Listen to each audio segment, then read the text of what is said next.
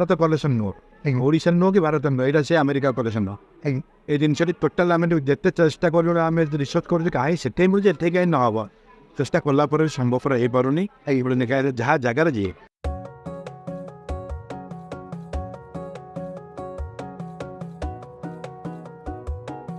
दर्शक बंधु पुरी आसिले आपण घर पर शंख किणवा नहीं निश्चिंत मन करुवे, हेले आपण जानते कि केउ शंख केउ कार्य लगे एवं ता असली कि नकली।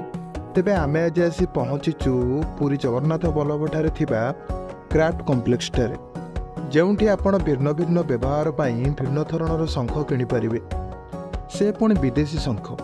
आज्ञा हाँ, वर्तमान पर्यंत पृथ्वीर विभिन्न प्रांतर प्राय 350 रु अधिक प्रकार शंख संग्रह करिपारिछंती एठाकार व्यवसायी विष्णु पात्र। ଏବେ ଚାଲନ୍ତୁ ଜାଣିବା କ'ଣ ରହିଛି ଏସବୁ ଶଙ୍ଖ। ଶଙ୍ଖ ଆମ ପାଖରେ ଅଛି 350 ପ୍ରକାର ଶଙ୍ଖ ରହୁଛି। ତା ଭିତରେ ଶଙ୍ଖ ଅଛି ଆପଣଙ୍କର ଗୋମତୀ ଶଙ୍ଖ ଅଛି, ମୋତି ଶଙ୍ଖ ଅଛି, ଗୌରୀ ଶଙ୍ଖ ଅଛି, ଆଉ ଆପଣଙ୍କର ସୂର୍ଯ୍ୟମୁଖୀ ଶଙ୍ଖ, ପଦ୍ମ ଶଙ୍ଖ, ପଞ୍ଚମୁଖୀ ଶଙ୍ଖ, ଏମିତିକି ବିଭିନ୍ନ ପ୍ରକାର ତା ଶଙ୍ଖ ଅଛି।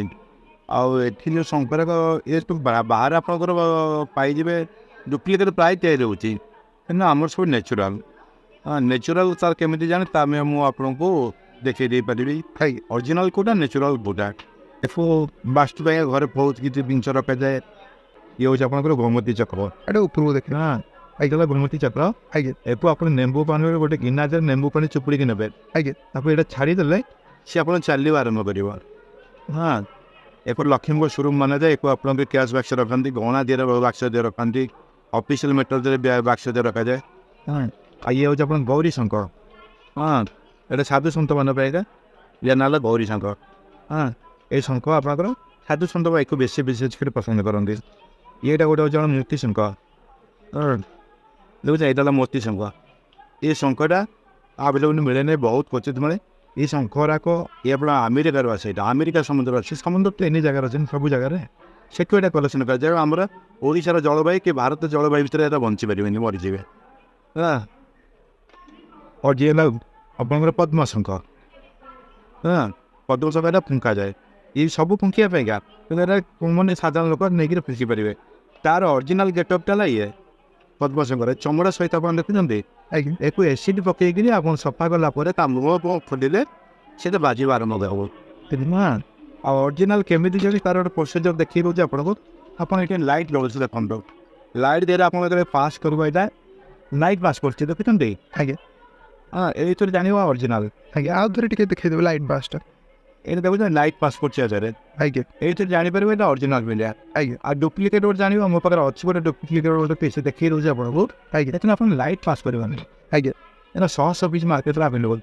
ଏଇଟା ଦେଖୁଛନ୍ତି ଲାଇଟ୍ ପାସ୍ କରୁନି। ଏଇଟା ମ୍ୟାନୁଫ୍ୟାକ୍ଚରିଂ ଆପଣ ହାତରେ ଏକୁ ତିଆରି କରାଯାଏ। କିଛି ଦିନ ପରେ ଧୀରେ ଧୀରେ ଛାଡ଼ିବା ଆରମ୍ଭ କରିବ। ଏ ଜିନିଷଟି ନଷ୍ଟ ହେଇଯିବ ମାସେ ପରେ। କିନ୍ତୁ ମୋର ଯେଉଁ ଶଙ୍ଖର ଅରିଜିନାଲ୍ ଯୋଉଟା ଲାଇଟ୍ ଆଜି ନେଇଥିବେ 10 ବର୍ଷ ପରେ ରିଟର୍ଣ୍ଣ କଲେ ମଧ୍ୟ ରିଟର୍ଣ୍ଣଟା ଦିଆଯିବ। ଆଉ ତାର କଷ୍ଟ ଯେତିକି ଦେଇଥିବ ସେତିକି କଷ୍ଟ ବି ରିଟର୍ଣ୍ଣ ପାଇଯିବେ। ଆଉ ଦକ୍ଷିଣାବର୍ତ୍ତ ଶଙ୍ଖ ଗୋଟେ ତାର ଅଛି, ଏଇଟା ଆପଣ ଦକ୍ଷିଣାବର୍ତ୍ତ ଶଙ୍ଖ। ଦକ୍ଷିଣାବର୍ତ୍ତ ଶଙ୍ଖ ଅର୍ଥ କ'ଣ ଆପଣ ଦେଖେଇ ଦେଉଛି। ଏ ହେଲା ଯୋଡ଼େ ଶଙ୍ଖ। ୟା ଦକ୍ଷିଣାବର୍ତ୍ତ ଅଛି ପେଟଟା ରହିଲା ଏପଟକୁ, ବାମବର୍ତ୍ତୀ ଶଙ୍ଖର ପେଟଟା ରହିଲା ଏପଟକୁ। ଏଇ ହେଲା ତାର ପ୍ରୋସିଜର୍। ଏଇଠୁ ଜାଣିପାରିବେ ଦକ୍ଷିଣାବର୍ତ୍ତ ଶଙ୍ଖ।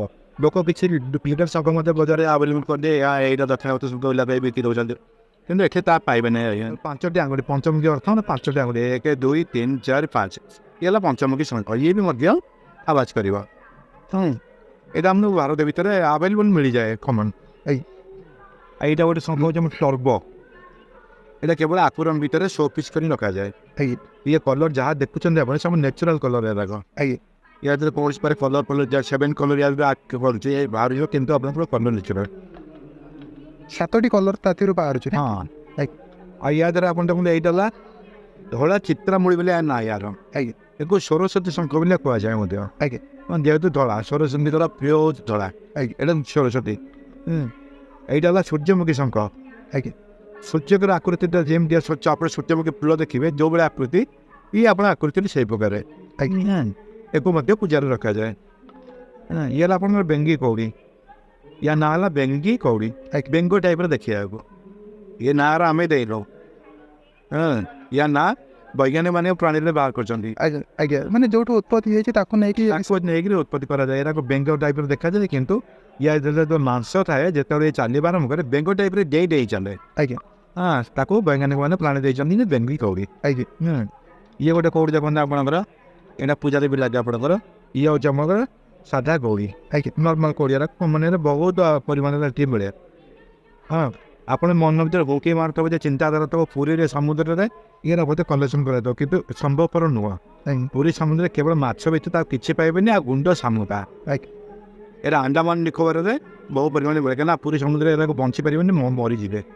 ଏଠି କେବଳ ମାଛ ହିଁ ମିଳିବ, ସେ ଛୋଟ ଛୋଟ ଶାମୁକାର ଗୁଣ୍ଡ ଗୁଣ୍ଡ ଶାମୁକାର ବାଲିରେ ଖୋଜିବେ ପାଇଯିବେ। ଏରା ଆଣ୍ଡାମାନ ନିକୋବର ବହୁତ କଲେକ୍ସନ୍ କରାଯାଏ।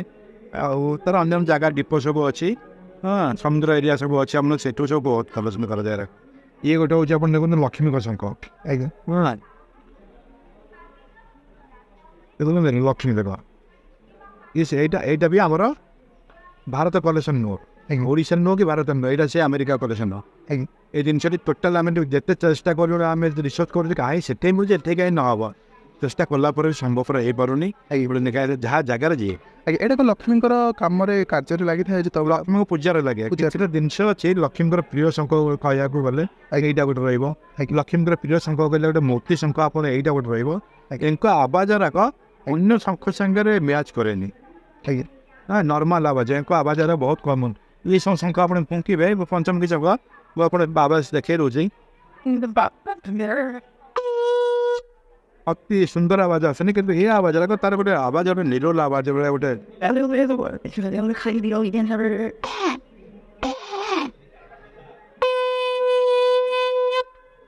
ଏ ଆବାଜଟା କେତେ ଅଲଗା ଟାଇପ୍ର ଆବାଜ, ତା ସାଙ୍ଗେ କାହା ସାଙ୍ଗରେ ମ୍ୟାଚ୍ କରିବନି। ଆଉ କାମ ସାଧାରଣତଃ ପଞ୍ଚମୁଖୀ ଶଙ୍ଖର ରେଟ୍ରେ ଜେନୁଇନ୍ ରହେ, 50 ଟଙ୍କା ଆରମ୍ଭ କରିକିରି 200 ପର୍ଯ୍ୟନ୍ତ ଅଛି। କିନ୍ତୁ ଇଏ ଗୋଟେ ଶଙ୍ଖ ଆପଣଙ୍କର 940 ଟଙ୍କା, ୟାର ବଡ଼ ଟିକେ ହେଲେ 1300 କେତେ ଟଙ୍କା। ଏଇଟା ଟିକେ କଷ୍ଟ ଟିକେ ଅଧିକା ପଡ଼େ। କେତେରୁ କେତେ କଷ୍ଟ ଭିତରେ ଆମର ଏଠି ଶଙ୍ଖ ଆପଣ ତ ଦେଖିବାକୁ ଗଲେ ମୋ ପାଖରେ ଅତି ଆଭରେଜ 2000-3000 ପର୍ଯ୍ୟନ୍ତ କଷ୍ଟର ଶଙ୍ଖ ବି ଅଛି। ଆଜ୍ଞା ଏ ଶଙ୍ଖର ନାଁ ହେଲା ଗଦା ଶଙ୍ଖ। ଆଜ୍ଞା ଆଜ୍ଞା ୟାର ଗଦା ଦେଖିଦେବେ, ଆଉ ହନୁମାନ ଗଦା ଯେମିତି ଥାଏ ଗଦାର ଆକୃତି, ଆଜ୍ଞା ସେଥିପାଇଁ ନାଁ ଦିଆଯାଇଛି ଗଦା। ନାଁ ଦେବାର ଆମର ଅଧିକାର ନାହିଁ, ନାଁ ବୈଜ୍ଞାନିକ ମାନେ ତାର ଇଏ ଦେଇଛନ୍ତି। ଏ ସବୁ ଆପଣ ଦେଖିବେ ସବୁର ନେଚୁରାଲ। ଆଜ୍ଞା ସବୁବେଳେ ଆପଣ ଲାଇଟ୍ ପାସ୍ ଦେଖୁଛନ୍ତି, ଆଜ୍ଞା କିନ୍ତୁ ଲାଇଟ୍ ପାସ୍ କରି ଜିଓର ସବୁ ନେଚୁରାଲ। ଆଜ୍ଞା କିନ୍ତୁ ଏ ଜିନିଷଟା ବହୁତ କମ୍ ମିଳେ, ୟା କଷ୍ଟ ହେଉଛି ଆପଣଙ୍କର 5650 ଟଙ୍କା। ଆଜ୍ଞା ଏ ଜିନିଷଟା ଏକୁ ଲୋକ ନେଇକିରି ଶୋ ପିସ୍ କରି ରଖନ୍ତି, ଆକ୍ୱେରିୟମ୍ ଭିତରେ ମଧ୍ୟ ରଖନ୍ତି। ୟା ନାଁ ହେଲା ଗଣେଶ ଶଙ୍ଖ। ଗଣେଶର ସୁନ୍ଦରଟି ଯେମିତି ଆକୃତି ସେମିତି ସୁନ୍ଦର ଭଳିଆ ହେଇଛି, ଯୋଡ଼ିଆ ଆଖି ତାଙ୍କର। ୟାର ଆପଣଙ୍କର ବେନିଫିଟ୍ ହେଉଛି ଆପଣ ପିଲାଙ୍କର ପାଠ ପଢ଼ାରେ ଜୋର ଲାଗିବ। ପିଲାଙ୍କର ପାଠ ପଢ଼ା ଯଦି କମଜୋର ଏହାକୁ ଆପଣ ପିଲାଙ୍କ ଟେବୁଲ୍ ଉପରେ ପଢ଼ା ଟେବୁଲ୍ ଉପରେ ରଖିବେ, ବହୁତ ବେନିଫିଟ୍। ଇଏ ଗୋଟେ ଶଙ୍ଖ ହେଉଛି ଆପଣ ଶନି ଶଙ୍ଖ। ଶନି ଶଙ୍ଖ ଆପଣ ଦିନ ପିଲା ଯାହାର ଶନି ଦଶାଟା ପଡ଼ୁଥିବ ସିଏ ଆପଣ ଶନି ମନ୍ଦିର ଗ୍ରାମ କରିଦେବେ, କ'ଣ କରେ ସେ ଇଷ୍ଟପଣ୍ଡନା ହେଇଯାଏ। ଏଇଟା ମୁଁ କହୁନି, ଏଇଟା ବୈଜ୍ଞାନିକ ସାର ଅଛି, ତାର ୟୁଟ୍ୟୁବ୍ ସର୍ଚ୍ଚ କଲେ ବି ଆର ବେନିଫିଟ୍ ଜାଣିପାରିବ କ'ଣ ଅସୁବିଧା ସେଟା। ଆଉ ତ ବହୁତ ପ୍ରକାର ଅଛି, କିନ୍ତୁ କଲେକ୍ସନ୍ କରିବା ତ ମୋ ଚିନ୍ତାଧାରା ଭିତରେ ଅଛି, 700 ପ୍ରକାର କଲେକ୍ସନ୍ କରିବା ଚିନ୍ତାଧାରା ଭିତରେ ଅଛି। ଦେଖାଯାଉ, ଚେଷ୍ଟା କରୁଛି ହେଇଗଲା ଭଳିଆ ଦେବ ଆଶା ମଧ୍ୟ। ଏବେ ଆଜ୍ଞା କେତେ କଲେକ୍ସନ୍ ହେଲାଣି? ବର୍ତ୍ତମାନ ମୁଁ 350 ପାଖାପାଖି କଲେକ୍ସନ୍ କରିସାରିଲିଣି। ପୁରୁଷୋତ୍ତମ ପ୍ରକାଶଙ୍କ ରିପୋର୍ଟ, ଲୋକାଲ୍ 18।